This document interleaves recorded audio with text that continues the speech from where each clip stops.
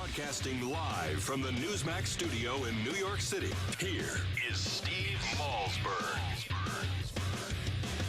Our country has recovered faster and come farther than almost any other advanced nation on earth.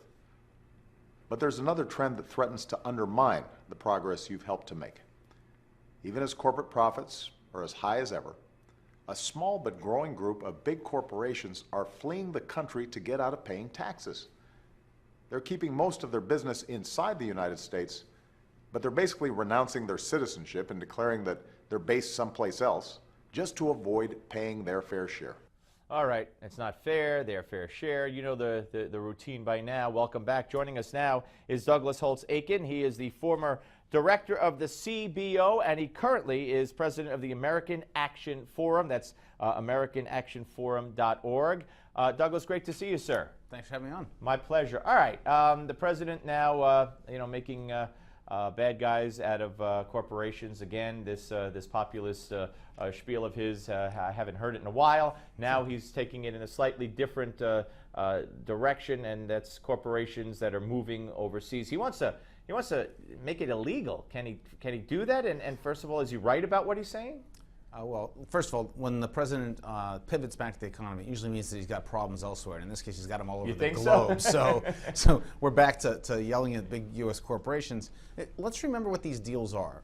First and foremost, these are good business deals with intrinsic benefits to the shareholders. You've got a Medtronic broadening its product base and having access to hospitals by acquiring COVID. And you've got AbbVie, which has one drug that produces 60% of its sales. It's going to need more. It acquires a smaller growth company to get it access to those things in the pipeline. This is the kind of business that goes on all the time. But the minute you have the acquisition, you start running the numbers, our tax code is so antiquated and out of step that they're forced to put the headquarters abroad. It is in their financial interest, no question. But remember this, it is not what the president said. They will pay every dollar of their U.S. corporation income tax on U.S. profits. All that's going on here is we have firms with earnings offshore that they want to get access to. If they bring them back as a U.S. company, they pay a 35% tax on them. If they do it after an inversion, they can bring them back, finance their operations, hire people, and expand. So this is really a very misleading pitch the president's up to. Yeah, well, calling these things loopholes instead of deductions. Loopholes makes it sound like it's illegal, but this is perfectly legal, is it not? 100% legal, 100% driven by the desire to get their hands on trillions of dollars that are parked offshore and grow their businesses. We should be in favor of having these firms expand and hire people. That's a good news story for the United States. The main culprit here is the U.S. corporation income tax, which is the top rate, higher than anyone else in the developed world, and a broader base. We tax the worldwide earnings of firms when most countries just tax what they earn inside their borders. And the result is really quite damaging to the U.S. When a U.S. firm competes with a German firm in, say, Brazil, the German firm pays Brazilian taxes and they're done. Right. The U.S. firm pays Brazilian taxes, then a second layer of tax back in the U.S., and they're at an immediate disadvantage, which means our workers don't get the sales, they don't get the business, they don't get the income and the jobs. Should these corporations fear that, there's no way Congress is going to change this, not in the immediate future. Should corporations fear his pen? I think corporations should be genuinely alarmed. The Democrats are going to try to cause a lot of populist stir on this in August, and if the Senate were to somehow pass something, then there's a good chance it would get jammed through the House in the lame duck session. So, all of that's bad policy making. The president's proposal, in fact, is to say, look, you can't call yourself a foreign-owned corporation unless you actually put the management in the foreign country. Okay, so that just says not only will they do what they're doing now, they'll also send all the jobs overseas. So it's a very perverse response to this problem. I'd be afraid that the Congress gets weak-kneed and does something bad, or worse, the president picks up his pen, uses some executive authority, and does it himself. That's what I'm worried. Yeah, that's what I'm concerned about it happening more so than it getting slipped in somewhere. Let me ask you. The president was interviewed over the weekend on CNBC, I believe, and he was asked about the tax rates and how much is too much. You talk about taking more from people. Do you have a cutoff number?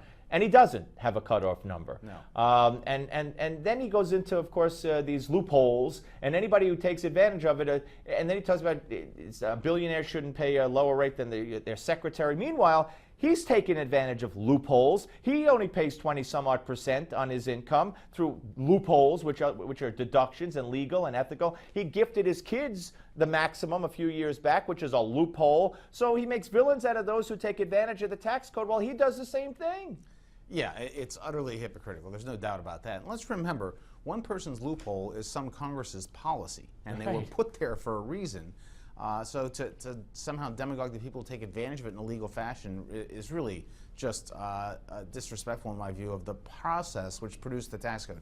Having said that, there are two different things going on here. One is a corporation income tax, which is clearly on a bipartisan basis understood to be born in the 19th century and stuck there and needs to be modernized in a deep way. And then there's the individual income tax, which the president has no interest in cutting taxes for average Americans. He wants to raise taxes. So, let's at least get the business side cleaned up so that we can compete with France, for God's sake, because we can't right now. Where do you see this economy going in his final 2.5 years? Just more of the same?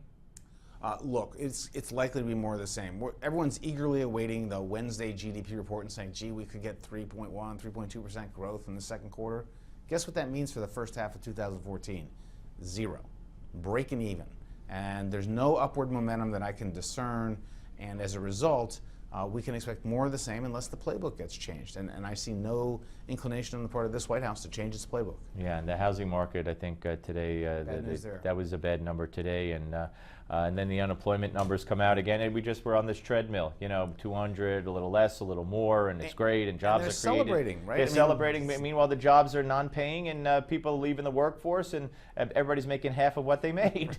And to get 240,000 jobs, we have to have essentially zero or negative productivity growth. So, yeah, we're putting people to work, but they're getting progressively less prosperous in the process. Douglas Holtz-Aiken, great to see you. Thank you for coming in. Appreciate it. Yeah, folks, it's not a good situation, and I don't have to tell you. And you look at the polls, the president and the left will express exuberance over the numbers that come out from time to time, saying that they've done this, they've done that. But you look at how the American people feel about the economy, where it's headed, where it is, where they are, and the numbers aren't good. The American dream is out of reach, et cetera, et cetera, et cetera. Even though it's been redefined by Barack Obama, no longer is it become a billionaire, baby, and succeed. Now it's have a nice house, have a nice job, have a little car. That's the new American dream under Barack Obama. All right, folks, we're coming back with much more of the Steve Malzberg Show only on Newsmax Television.